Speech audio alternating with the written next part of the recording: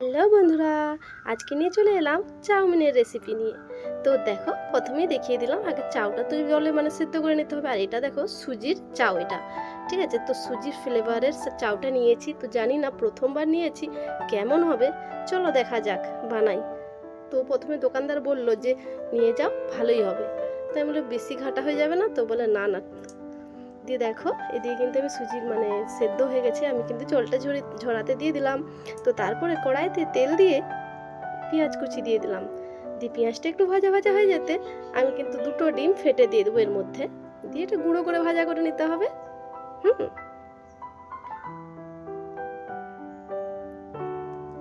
তো দেখো, আমার কিন্তু ডিমটা পুরো একবার গুঁড়ো করে ভাজা করা হয়ে গেছে, চাউ চায়ে দেওয়ার মতো। তারপরে দেখো, যেহেতু কোনো সবজি নেই, তো কি করব, বাবু খেতে ঘুরছে, তো এইভাবেই বানাতে হবে। তো আলু পেঁয়াজ দিয়ে তেলের মধ্যে আবার আলু দিয়ে দিলাম, হলুদ দিয়ে দিলাম। আলু আর এই ডিম দিয়েই হচ্ছে চাউটা বানাবো। কোনো সবজি নেই, কোনো সবজি নেই, তার জন্য আর কোনো কিছু দিতে পারিনি। ঠিক আছে, তো এরকমভাবেই বানিয়েছিলাম, কিন্তু খেতে ভালোই হয়েছিল। হুম। তো দেখো, প্রথমে আলুগুলো ভাজা করে নিচ্ছি। তো আলুটা কিছুটা ভাজা হয়ে যেতে এইভাবে পেঁয়াজ কুচি দিয়ে দিলাম। হুম। আলুটা না প্রায় সিদ্ধই হয়ে গেছিলো। তারপরে পেঁয়াজ কুচিটা দিয়ে দিলাম, যাতে পেঁয়াজটা একবারে যাতে না ভাজা হয়, তার জন্য এই সময়টা দিয়ে। তো এর সাথে দেখো আরও কুচি করা কাঁচা লঙ্কা দিয়ে দেবো। তো একটু তো ঝাল ঝাল দরকার, যেহেতু বাবু খাবে, তো বেশি ঝালও দিতে পারিনি অবশ্য। এই আলুর সাথেই যে লঙ্কা দিয়েছি, এই লঙ্কাটা। তো দেখো, তারপরে কিন্তু আমার এদিকে ভাজা হয়ে গেছে, আলুটাও ভাজা হয়ে গেছে। তো তারপরে দেখো সাদা তেল দিয়ে দিলাম। তো দিয়ে যে চাউটা ছাঁকা ছিল, তো চাউটা কিন্তু আমি দিয়ে দিলাম। আর চাউটা না প্রচুর পরিমাণে সরু, অন্য চাউ দেবে তবু মোটা হয়। আর এটা কিন্তু খেতে সত্যিই খুব ভালো। আমি পরের বারে গেলে কিন্তু আমি এই সুজির চাউ প্যাকেটটাই নিয়ে আসবো। হুম। তো তারপরে দেখো, এটা একটু ভাজা ভাজা হয়ে যেতে যে ওই সুজি ওই চাউয়ের প্যাকেটের মধ্যে যে মশলাগুলো থাকে, সেই মশলাগুলো দিয়ে দিলাম। তো তা বাদেও আর একটা মশলা দিয়েছিলাম, কিন্তু সেটা আর দেখানো হয়নি। ঠিক আছে, সেটা আলাদা করে মশলা কিনেছিলাম, চাউয়ের মশলা। তো ঠিক আছে, তো তারপরে দেখো এটা একটু ভাজা ভাজা হয়ে গেলে, তো তারপরে আমি দিয়ে দেবো বাকি যে ভেজে রাখা যে ডিম আর আলুগুলো দিয়ে একটু ভালোটি করে ভেজে নিতে হবে। হুম।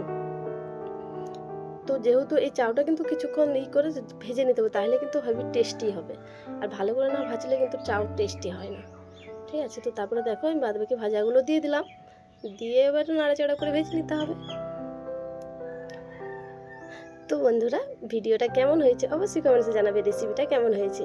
ঠিক আছে, তো এই দেখো, নামানোর আগে ওই যে আরেকটা যে প্যাকেট আছে, ওই প্যাকেটটা দেখানো হলো না। তো ওই প্যাকেটে যে মশলাটা ছিল, সেই মশলাটা আরেকবার দিয়ে দিচ্ছি, কেন এবার নামাবো, হয়ে যাবে। তো দেখো, ফাইনালি আমার পুরো চাউ রেডি। হুম।